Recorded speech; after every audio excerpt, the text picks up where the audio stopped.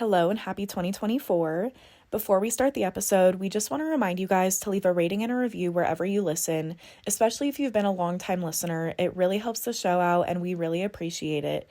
It's super simple. If you're not driving right now, go over to whatever app you're listening on, leave a rating and a review. On Spotify, it's just the 5-star rating system. And on Apple Podcasts, it is a star rating system as well as you can write a review. Both would mean so much to us. Thank you guys so much. We love you.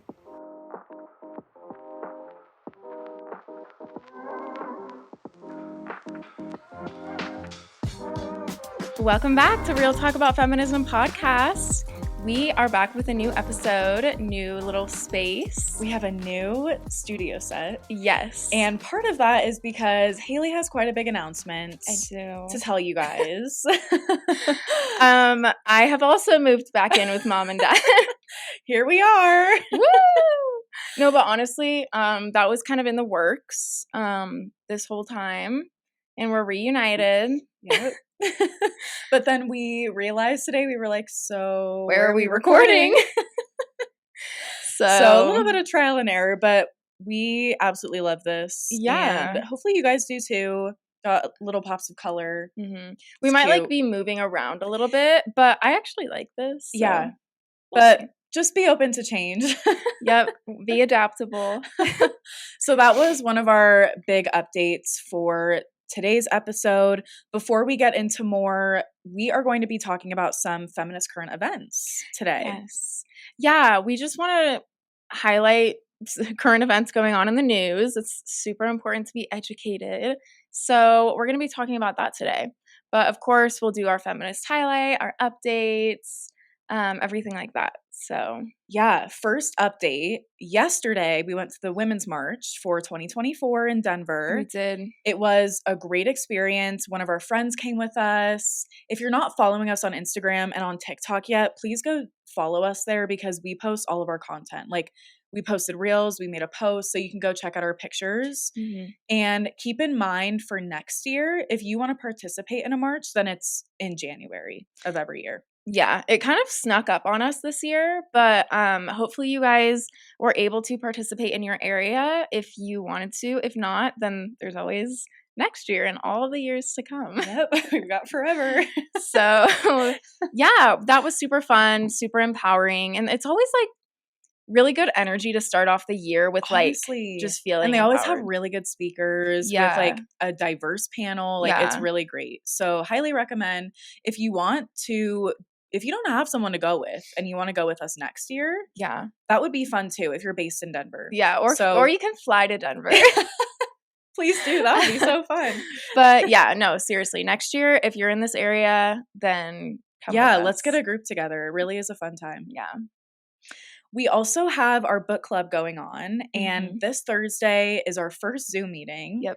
And a reminder, we're reading the book called Invisible Women, Data Bias in a World Designed for Men. And I'm excited for our first Zoom so that we can actually meet and talk about what we've read so far. Yeah, I'm excited too. I'm finishing up my reading, but it's such an interesting book. I know. And I can't wait to discuss it because like already I have so many things that I'm like, oh, this is so good. I know. So. I'm like highlighting pretty much everything on my Kindle. I'm like, I can't not highlight this. Yeah, it's so good. So yeah. It's so good. And if you are listening to this and the meeting has passed, there's always next month. Yeah. So that's the thing that we really like about the way we set book club up is it's very low committal. Mm-hmm. So we have one Zoom meeting a month. And if you want to join and you want to start reading the book with us now, you can. The signups are always open. So feel free to, again, go to our Instagram page. That's in the link in our show notes as well. Another super fun update is last night we celebrated our friend's birthday, and it was super fun. We went to this bar that's like, they have a bunch of games, like, and it was super fun. Like it was just giant cool. Yard games, basically. Yeah, and it was just fun. Good vibes. Good vibes. Yeah. It's been really fun. Like, I feel like this year already I've like had some really fun times with friends and just like going to get dinner or like hanging out together. This week I'm getting piercings with a friend. I'm going to. Yeah. Okay. I didn't realize you made an appointment. No, me and our other friend are going to a different place. Okay. Well, that'll be fun then. Yeah. Because we're going to meet up for dinner after. That was the plan all along. So, okay, cool. Next time you guys see us, we'll have some new piercings. Yep. I'm so excited. Yeah, same. I got new jewelry, so. Ooh. Yeah. I love that. Yeah, I want to like change up my cartilage. Yeah. Just like try I felt something like new. brand new when I changed all my jewelry. Yeah, I just like have the original jewelry that I got pierced with, so I was like, I'll get some. Time. Yeah. Yeah. We're going to get into our obsessions of the week. Do you want to start? Yes. So it kind of goes along. Well, it definitely goes along with me moving. My obsession is my new room. I really loved my old room / recording studio, but I really like what I've done with my room. Like, it's really just nice to cute. like decorate a new space, and Yeah. like I've lived in that room before, I think twice.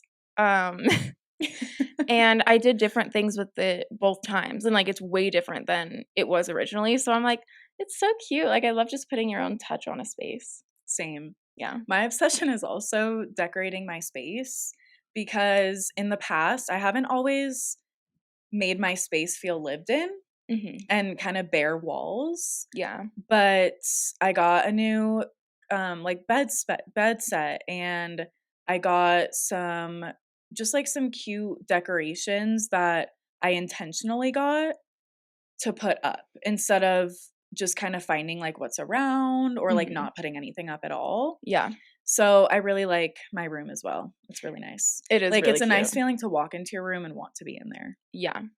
We should like post our little rooms. room tours. Yeah, that would be fun. That would be fun.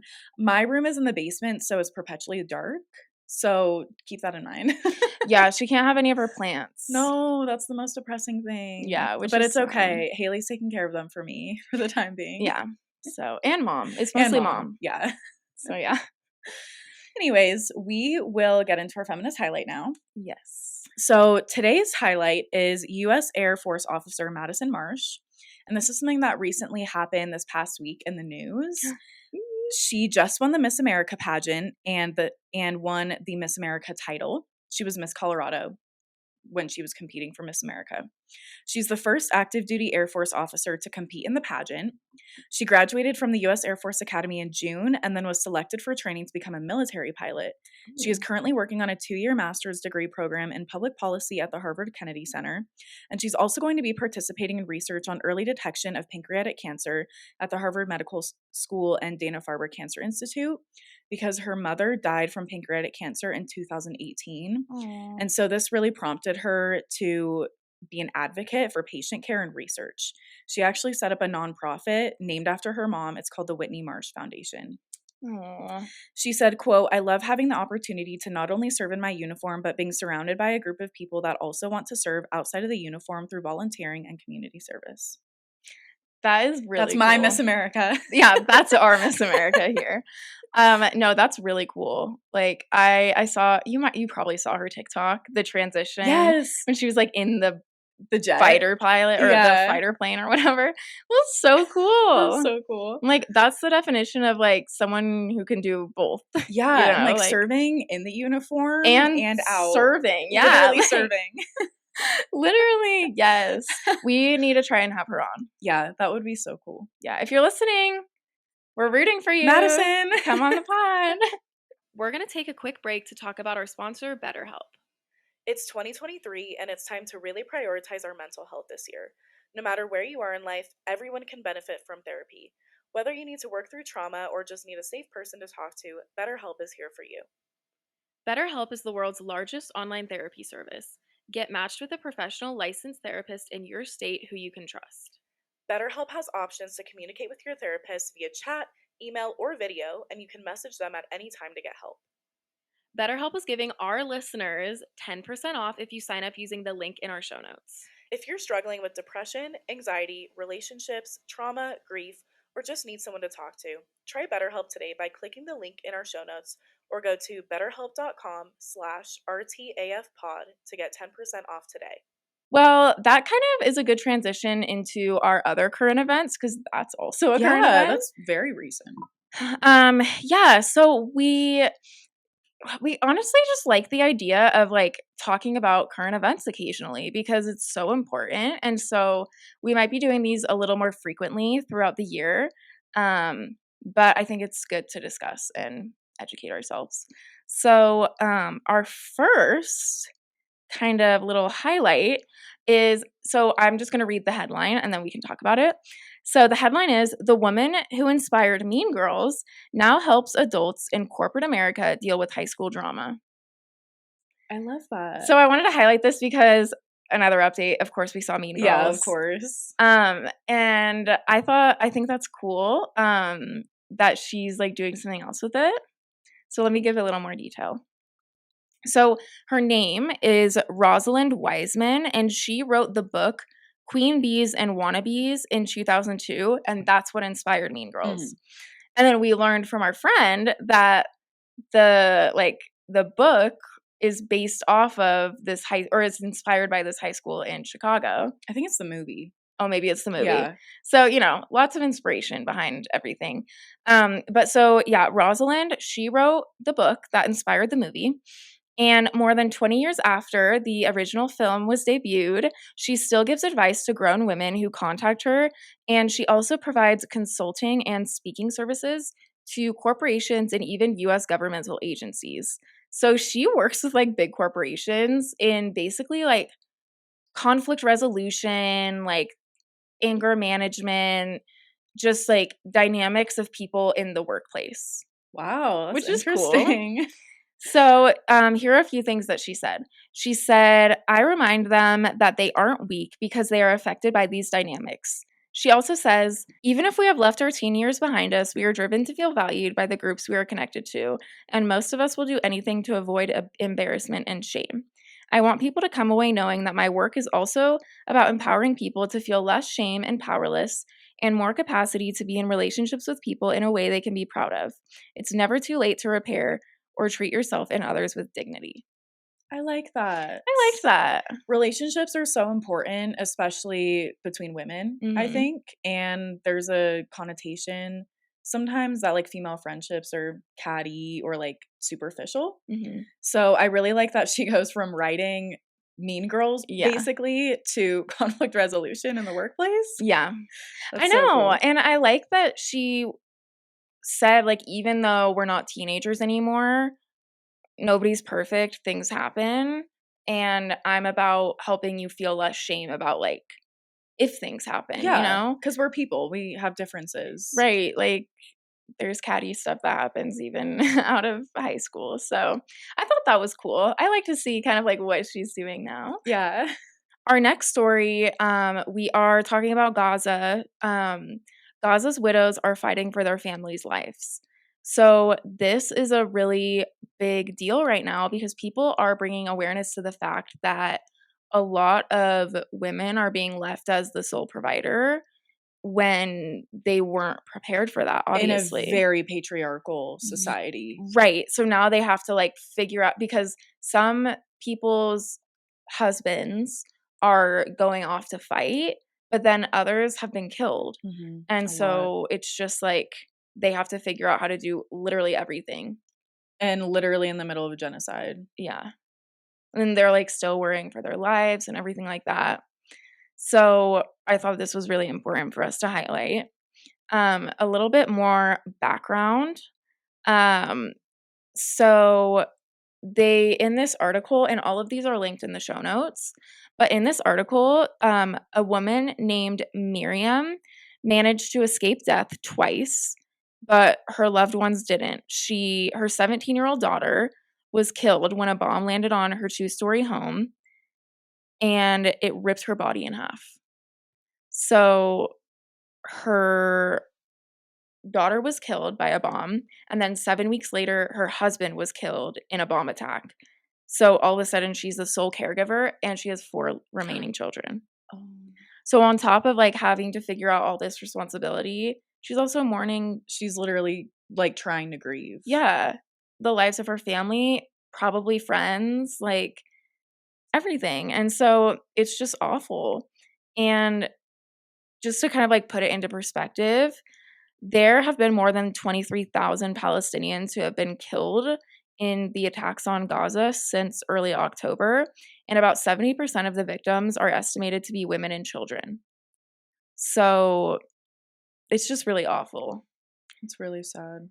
Like we've talked about before, it's a really helpless feeling. Mm-hmm. So we recommend donating to a trusted organization to provide some sort of relief and some sort of funding to the Gaza situation Mm-hmm. and to be able to help the families over there because there's not much we can do, but that does go a long way.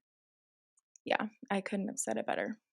Our next news story that we're going to highlight is about the arts.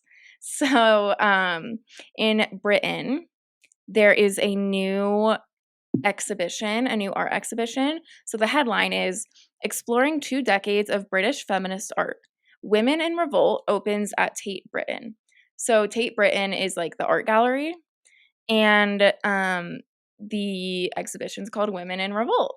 So it's basically about like this very specific time period of art. So in the late 20th century, all of a sudden, like women were able to work and be like in the domestic setting.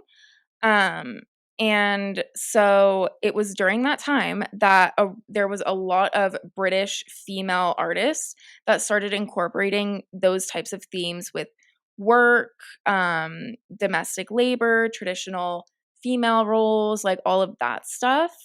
So just really exploring feminist themes in art. And so this exhibition is the first of its kind, which is really cool. And their description of it is that it's a wide ranging exploration of feminist art by over 100 women artists working in the UK. It shines a spotlight on how networks of women used radical ideas and rebellious methods to make an invaluable contribution to British culture. That's So that's really pretty cool. cool. I wish I could go see that. I know. So it's open if you can go there to the exhibition in Britain. It is open from now until April 7th of Is it in 2024. England? Yeah. Okay. So I wish. it's limited time. But if you're able to go, that would be amazing. And if you do go, send us pictures. But yeah, I thought that was really cool. Like a whole feminist special one of a kind art exhibition. That's really cool. Maybe it'll travel if it's really successful, and maybe it'll come to Denver. Let's manifest. Yes. I love art museums. I went to the Denver Museum of Art a couple months ago, but there was this one piece of art that it literally said in the plaque that it was a traditional Mormon pioneer women's bonnet. Oh. Which we know very well from our days You're in like, Trek. oh, that looks like the one I wore. And it had pins sewed in, and it was representing how the women could not speak up for themselves. No way. And I literally was like, my boyfriend was with me, and I was like, come look at this. You're and like, he was like, whoa, literally. That was the one picture I took. I was like, this is crazy. Wow. So I love how in art you can convey those types of messages that just sit with you. Mm-hmm. You're like, wow, somebody created this. Yeah. That is really cool. Dang, Cool. I wish I would have seen Yeah, it. it was really cool. That's awesome. Well, if you're in England, check it out for us. All right, our next headline. Lots of talk about Barbie after the Golden Globes, but we're going to talk about positive. So, America Ferrera says a lot of people need Feminism 101 as she responds to complaints about Barbie monologue. This one is very interesting because I was like, who's complaining about the Barbie monologue? Right. Men? Yeah. So, America Ferrera responded to complaints that her popular monologue, quote, oversimplifies feminism. And a lot of people praised the speech, but a lot of other people also suggested that it presented a basic and unnuanced version of feminism with similar monologues being delivered on social media for years. I'm like, okay, yeah, like the things that she said in there might have been said on social media, but like it's a powerful monologue. Well, and also in the movie, she's teaching Barbie what it's like to be a real woman. Right. And so that is her giving her a basic overview of what it's like to live in the world as a woman. Exactly. That is a really good point. So, what America Ferrera's response is this. She said, "We can know things and still need to hear them out loud." She also added that it can be cathartic for viewers to have that moment of recognition in the speech. And she also said, "There are a lot of people who need Feminism 101, whole generations of girls who are just coming up now and who don't have the words for the culture that they are being raised in. Also, boys and men who may have never spent any time thinking about feminist theory." I'm like, Yeah, that's that's what so I'm saying. true. It feels like a basic monologue to some people because it is. Yeah, like maybe that's ingrained in you already. Yeah. So I don't see why people are complaining. I know. Don't come at Barbie. No, I'm like, can we just get a break? Like, for real. Can we just enjoy it? There were monologues in Oppenheimer, please, okay? Like, let's call them out. No, we're not calling them out. But yeah, no, I just like the way that she explained that because it's like, yeah, not everyone knows those Exactly. things. I love her. I know, I do too. I love her. She is not afraid to say it how it is Mhm. and to stand up for herself and women. But she also is really proud of her Latina heritage. And I don't know if you watched her Golden Globes acceptance speech, I didn't. but it was so touching. Aw. So I think she's a really great role model. And I'm glad that she spoke out against that because like, that was so evident too at the Golden Globes, like, Barbie was so special to the entire cast Yeah. because they understood what it was representing and what they were sharing with everyone. Yeah. So, I love her, I'm glad she stood up for that. I do too. I love it. All right, our last headline that we are talking about today. Supreme Court set to rule on mifepristone access. What is mifepristone? I was just gonna ask that. So it is an abortion pill. So there were so many like abortion headlines because obviously beginning of the year there's a lot of new laws and stuff going into place. Um so basically mifepristone tongue twister, mifepristone is already restricted. And so the Supreme Court has agreed to hear a case regarding the restriction of it and possibly like changing up the length of time at which it's restricted. Okay. So it is a pill that can be taken to end a pregnancy that's less than 10 weeks. So people are trying to figure out if we could get it extended to like a little more than 10 weeks. Right, because 10 weeks is not that long. Yeah, it's not. Um, so just a little background. In August of 2023, the Texas Fifth Circuit Court of Appeals issued a decision that would deny women access to the medication completely. A federal judge in Amarillo, Texas, attempted to completely ban the use of it by just suspending the approval process, like with the regulations. I'm like, wow, you are really trying Seriously, to you are hell-bent on this. right, we're stopping this at the source. So he attempted to do that, but it got sent back to lower court. Which is good because like you can't do that for a whole Yeah. big group. So the restrictions that were imposed by the lower court that it got sent to after it failed with him, they've made their way back up to the Supreme Court. And so the Supreme Court is gonna make the decision on it. So they're gonna hear the case. Yes. Okay, so we've got some time to see how this goes because it takes forever. Yep.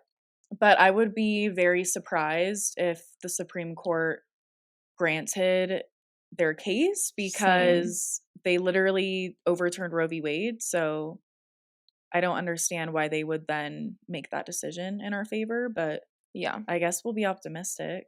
Yeah. So some of like the restrictions that are on the table are obviously what the Texas guy was trying to do by shutting down like the production basically. And another option is by banning those who are more than 7 weeks pregnant from using it, and also forcing direct physician supervision for anyone taking or administering it. Oh, wow. So I'm like, they're basically trying to just get more restrictions on it, if not completely stop the production. Yeah. So we'll see what happens with that. We will stay updated. But yeah, those are kind of our current events going on. We have a wide range. I liked how you pulled out some that would probably get lost, like in my feed. Yeah. Like the art exhibit, for example. That's Yeah. really cool. I like covering current events like that because it doesn't always have to be sad. Yeah. And like with everything going on in Gaza and with Palestine and other things going on in the world, like usual, it can be heavy. Yeah. So that was cool. Thank you for sharing that. Yeah, we got our little dose of news, and now we're ready to continue on with our days as educated besties. Well, we hope you guys have a good week. We have another exciting episode coming out next week and cannot wait to share that one with you guys. Please go follow us on all our socials and connect with us there. Everything is in the show notes. If you want to join book club, if you want to join our weekly email newsletter, just click our link tree, which is at the bottom of the show notes, and it'll take you to all of our links. You can find us there. Yep. And we will be back next week. Bye. Bye. Guys.